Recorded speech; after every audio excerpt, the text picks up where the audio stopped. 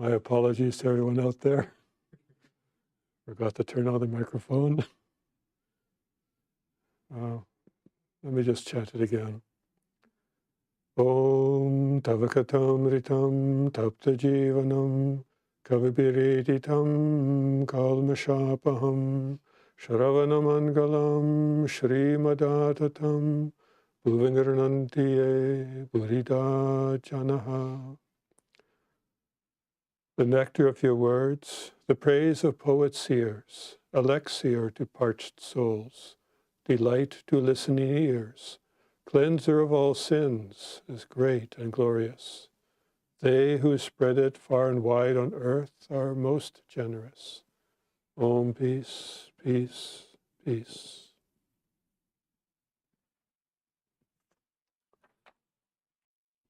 Good evening, friends. Today we will be continuing with the Gospel of Sri Ramakrishna. We are presently on page 128. Last week we left off with M inquiring of Sri Ramakrishna, what does one feel when one experiences the formless God? Sri Ramakrishna reflected for a moment, and then he says, well, to understand this properly, one must practice spiritual discipline. Well, why would that be? Well, you're trying to describe something that is really cannot be described in words, but is experienced. So without the experience, any words used to try to describe that feeling could easily be misinterpreted and misunderstood. So one must start with spiritual discipline. And then we'll continue. The Gyanis think of God without form. Gyanis are those that realize God through the path of knowledge. They use reasoning to discriminate between what is real and what is unreal. Here we are talking about what is permanent, what is impermanent, what has finite existence, what has infinite existence. With the understanding that God must be infinite and incomprehensible, you start negating the things of this world and say, no, this cannot be God. They will say, not this, not this, not this, until they come to a point where they have basically determined that nothing in this world is real, it's all transitory. The only thing that is real is something that is eternal and infinite. And they feel that with that conviction that these things are not eternal, that with their strength of mind, they will realize that all that will be left is what is real. They feel that they will experience God at that point. And at that point, they also realize that God is everything, not just what they're experiencing, but also everything they negated in the past. But they see that as something that has evolved into something even higher than what they had experienced when they first started their spiritual practices.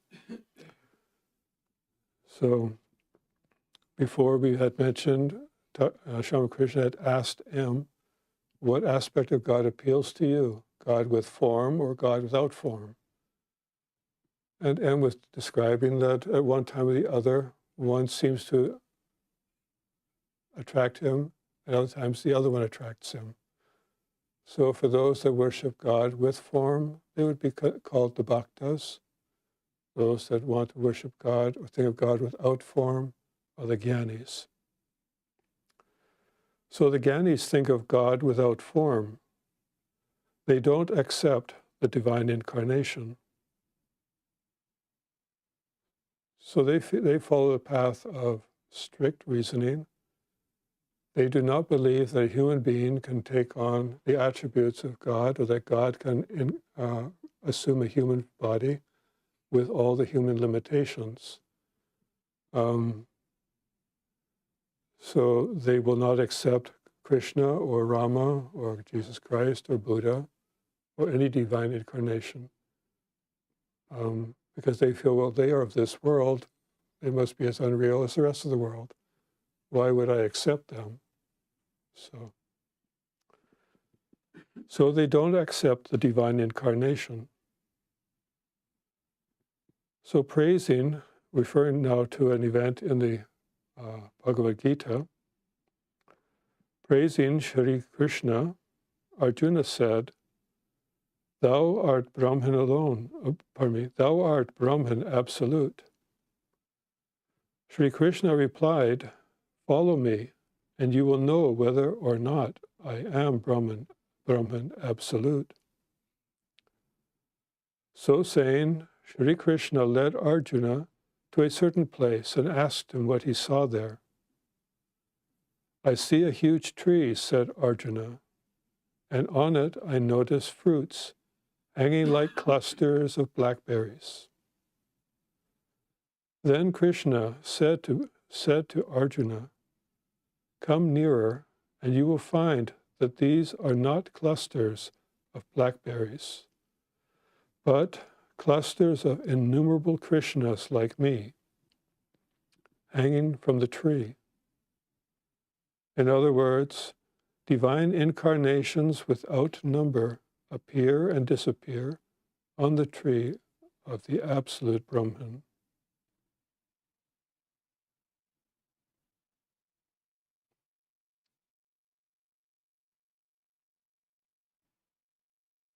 So here, Sri Krishna is trying to say that the Brahman is absolute, but also encompasses all the things of this world. That Brahman, absolute, is part of everything. So, including the divine incarnations, and I'll leave it at that. So divine incarnations appear without number and disappear on the tree of absolute Brahman. So even though I had mentioned earlier that Krishna, Rama, Buddha, Jesus Christ, these are the ones that, quote, have become public. But that is not to say that there isn't some sage somewhere thinking of God, experiencing God, and then basically disappearing in God. You will never know. But it's often said, it's said that the thoughts of these divine incarnation, these saints, permeates the world and existence and upholds Dharma, upholds.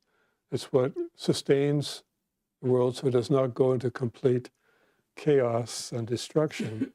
That these thoughts are there to inspire others who have a tendency towards spiritual life or spiritual practices, and those thoughts, they create an atmosphere and act as sources of inspiration to human beings or anyone that shows an interest in spiritual life. So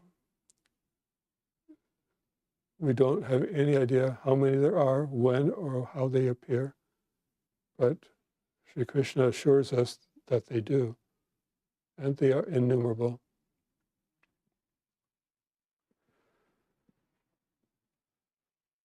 Kabir Das was strongly inclined to the formless God. Kabir Das is actually referred to Kabir, who was a saint in the 14th and 15th century. So he's known for many of his poems and songs. So you'll often, when you come across a song and toward the end of it, you'll hear he'll mention his name, that as he'll include his name in the song, that desiring to know God And so then you know that, well, that's the composer of this poem or this song. So he wrote songs on formless God. But he has mentioned, Kabir Das, says, at the mention of Krishna's name, he would say, why should I worship him? The gopis would clap their hands while he performed monkey dance.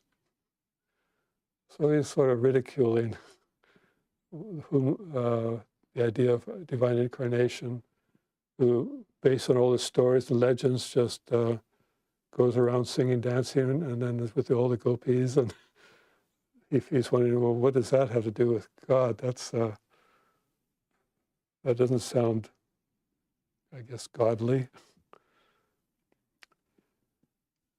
And Sri Ramakrishna is saying this with a smile. But then Sri Ramakrishna reveals what his thoughts are, how he looks upon it. He says, but I accept God with form when I am in the company of people who believe in that ideal. And I also agree with those who believe in the formless God. So this open-mindedness and experience, and this is also based on his experience, this is what has led Sri Ramakrishna to be considered the prophet of the harmony of religions, because he did not only, he accepted God in whatever aspect God is. Here he's only mentioned that God, he accepts God with form or without form, depending on the devotees that are present. Because often when the devotees would come and he would start speaking about God, he had the ability to determine what aspect of God that person is inspired by. And so every devotee that came to him would feel like, wow, Ramakrishna, the master is speaking, he worships the formless God, or he worships God with form, and they would feel closeness to him. But it didn't just stop there. He also would worship God in what he would say. He has said that God is even beyond these. The number of aspects, and at that point, it's indescribable. It can only be experienced. But as far as devotees are concerned, they can only really come in those two categories. But Sri Ramakrishna's experiences went even beyond whether God is with form or without form.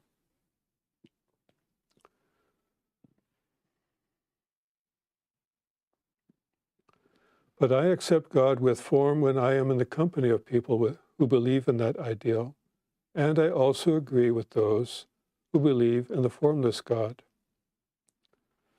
M is smiling when he heard this. He said, you are as infinite as he of whom we are talking.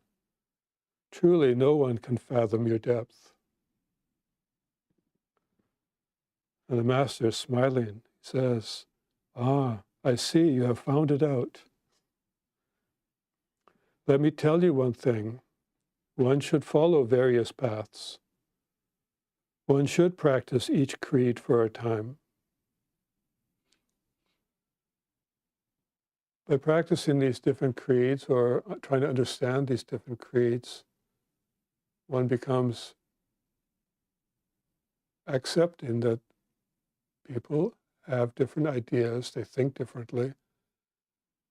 And in this world of cancel culture, just because someone believes something different, there's no reason to denounce them as human beings, that they are worthless and all of this.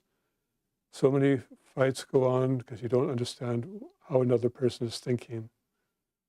And that seems to fall all the more heavily on those that have different religious beliefs. I mean, you see it in politics, slightly different political view, and before you know it, you're in an argument. Similarly, with religious ideas. I was always told that at the dinner table, we never discuss politics or religion. And why would that be? Well, it gets people upset. They don't enjoy the food anymore. They might get up and leave the table out of disgust and say, oh, I have to go to the room. I have to go get some fresh air, or I have to get out. So they're not comfortable in those discussions. So, but try to understand how different people think, what the different experiences are in the different religions. Every religion has some core similarities. Well, there must be a reason why those core similarities exist, but they could be put into action differently, depending upon the culture, the upbringing, the situation the person is living in. So Ramakrishna is saying, yes, practice the different religions. But he's not saying that many people have come here and asked, well, should I practice Christianity, Hinduism, Buddhism, all these different sects? Will that make me a Vedantist? Well, the thing is that you could be doing a little bit of this, a little bit of that, but you never take up any particular one deep enough to have the full realization of that religion or that faith. So Ramakrishna has always emphasized, understand the other faiths, but whichever faith you feel most comfortable with, take that to the depths that it's capable of taking you to experience what it can experience, because he felt that any path sincerely followed will lead you to the same God. And he's also said that if there are mistakes in a religion, which are bound to be even within Vedanta and Hinduism, just because we are trying to express the experience of that religion in a human language, but even those words we use can be understood by another person differently. When I say the word happiness, well, I have a feeling what that means, but for someone who hasn't experienced much happiness, they will have a different understanding and so forth. So words will become misinterpreted. So we follow the paths that we feel attracted to, but go to the depths of its experiences, of its possible experiences. But don't say that, oh, that path is wrong, this path is right, my path is right. So Ramakrishna encouraged understanding of different religions. So one should practice each creed for a time.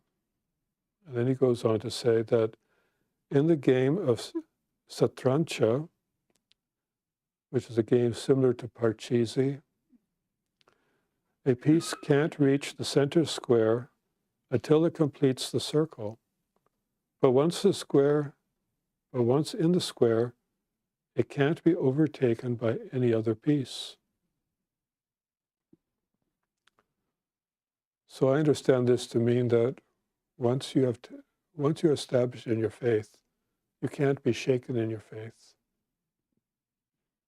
So M says, that is true, sir. Master, there are two classes of yogis, the Vahudakas and the Kutichakas. The Vahudakas roam about visiting various holy places and have not yet found peace of mind. But the Kutichakas, having visited all the sacred places, have quieted their minds. Feeling serene and peaceful, they settle down in one place and no longer move about. It is quite customary in India for people to take pilgrimages, to go visit many holy places. And they feel that it is a meritorious act to go to these holy places. Many of them require a lot of austerity to get to them, hiking up mountains and so forth. And but if one sees that, well, God is everywhere. He's in the holy places, and people usually feel that, well, they go there to get inspiration from the deity in those holy places, install that deity in their heart, and when they come back into the world, they feel, to their home and lives, they feel that that deity is now in their heart, and they feel there's no further need for them to go anywhere. Others, unable to install the deity in their heart or think of God, will go from one place to the other, not really finding satisfaction, but maybe it's more like a sightseeing, or they feel they're doing this act more out of compulsion, or because they feel that given time, they will develop inspiration. So they are the ones that will not find necessarily peace of mind yet. But those that have, at that point, they have no further need to go to visit all these holy places. So feeling serene and peaceful, they settle down in one place and no longer move about. In that one place, they are happy. They don't feel the need to go to any sacred place.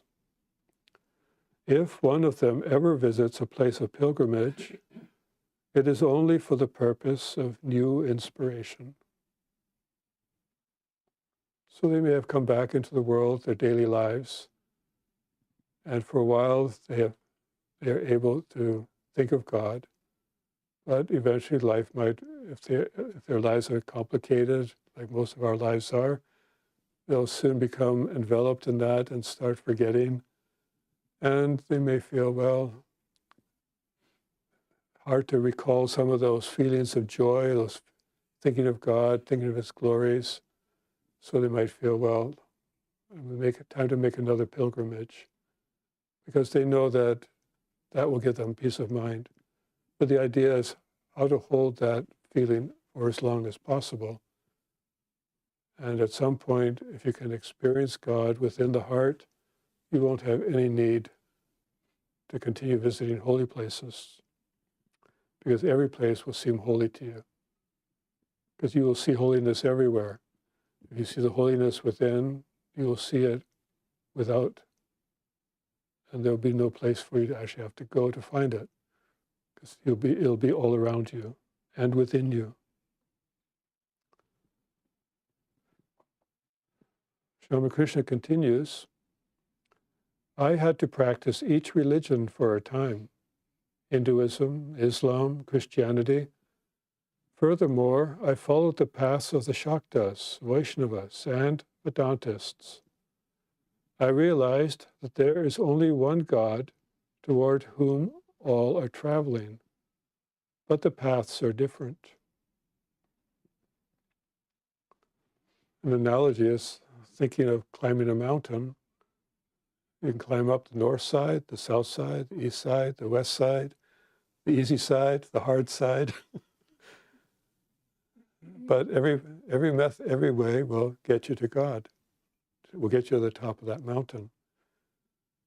Or you could say that, well, how many ways are there for me to go to Washington, D.C.? Well, I can go around in a boat, go on the ocean, come around South America and end up there, or I can drive across, I can hike across, I can fly there. How determined I am to get there depends how fast I want to get there. Do I take the fast route or the slow scenic route? So that is what life is like when we want to go approach God. Some want it right away. Some say, well, I may not be able to do it this lifetime. There are many more lifetimes, so I'll keep trying. And meanwhile, let me enjoy what I have, enjoy the sights of my life now. So others have a sense of more urgency. They want to get there as quickly as possible.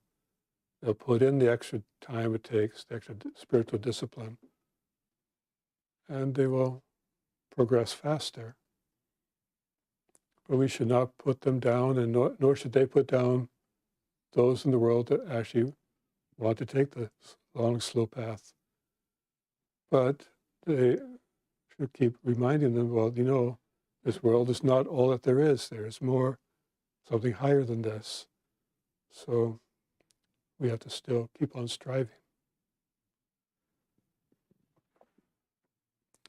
While visiting the holy places, I would sometimes suffer great agony. Once I went with Mathur to Raja Babu's drawing room in Benares.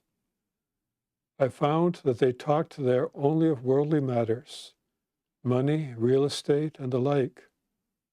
At this I burst into tears. I said to the Divine Mother, weeping, "Mother, where hast thou brought me? I was much better off at Dakineshar."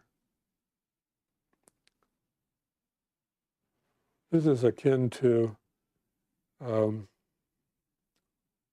you sitting at a table trying to have a conversation, and then somebody starts bringing up politics or religion, and your mind is just like, wait a minute, you find it very upsetting. So here we have Ramakrishna. He's gone to Benares, it's a holy city. Everything in that city is associated with Krishna. That's all he wants to think about. He just wants to imbibe the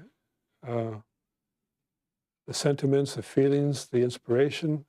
And now he has to sit in front of people who want to talk about money and real estate, and he's just really totally disgusted and upset. So he's complaining to the Divine Mother, "Why have you brought me here?" So he would really like to get up and walk away, I'm sure.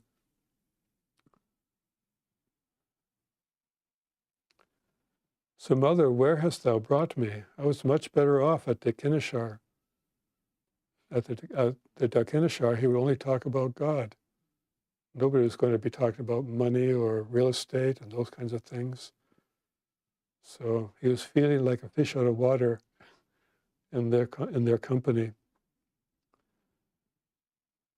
In Allahabad, I noticed the same things that I saw elsewhere. The same ponds, the same grass, the same trees, the same tamarind leaves.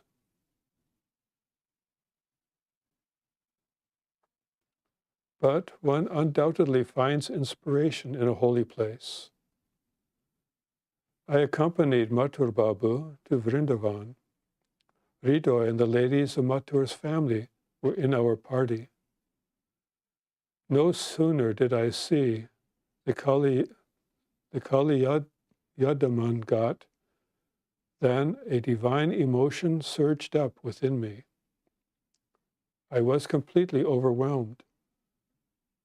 Hridoy used to bathe me there as if I were a small child. In the dusk, I would walk on the bank of the Jamuna when the cattle returned from the sandy banks, when the cattle returned along the sandy banks from their pastures. At the very sight of those cows, the thought of Krishna would flash in my mind. I would run along like a madman, crying, "Oh, where is Krishna? Where is Krishna?" So Ramakrishna is just recalling some of his experiences, visiting some of these holy places, and what his sentiment, what he experienced when he went there. I went to Shyamakunda and Radhakunda in a palanquin, and got out to visit the holy Mount Govardhan. At the very sight of the mount, I was overpowered with divine emotion and ran to the top. I lost all consciousness of the world around me. The residents of the place helped me to come down. On my way to the sacred pools of Shyamakunda and Radhakunda, when I saw the meadows, the trees, the shrubs, the birds, and the deer, I was overwhelmed. I was overwhelmed with ecstasy. My clothes became wet with tears. I said, "O Krishna, everything here is as it was in the olden days. You alone are absent." Seated inside the palanquin, I lost all power of speech. Hridoy followed the palanquin. He had warned the bearers to be careful about me. So whenever Sri Ramakrishna went to these places of pilgrimage, he would see and experience Krishna, Lord Rama, places that have been associated with these divine incarnations, and he would see them as being visions of reenactments of those events. And he was overcome with emotion and inspiration and totally absorbed in the feelings of that place. And that's one of the benefits of going on pilgrimage.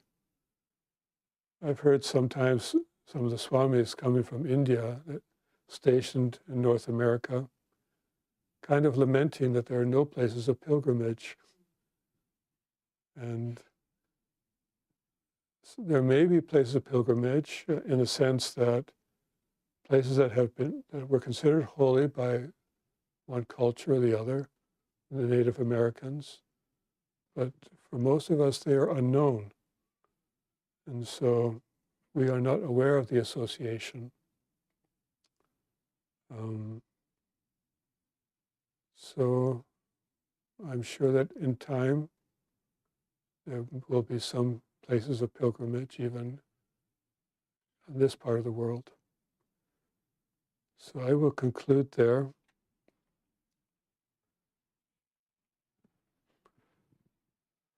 Om Niranjanam Nityamanantarupam Bhaktanukampa Dritavigraham Vaye Ishavataram Paramesamidhyam Tvam Ramakrishnam Shirasa Namamaha.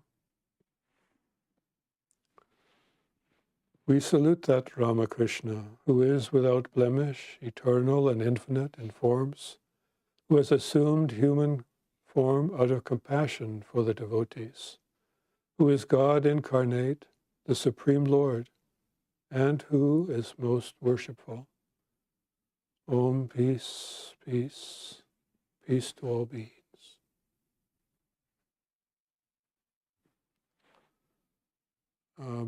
Before we conclude, a few announcements.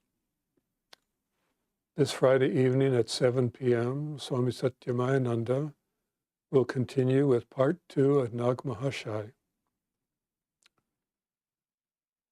This Sunday, there is no morning lecture, but at 5 p.m. we'll begin our Christmas Eve program. It'll consist of children singing. There'll be a puja. It'll be a relatively short puja by Indian standards, but Christmas carols will be sung simultaneously. Then there'll be a reading of the Nativity event.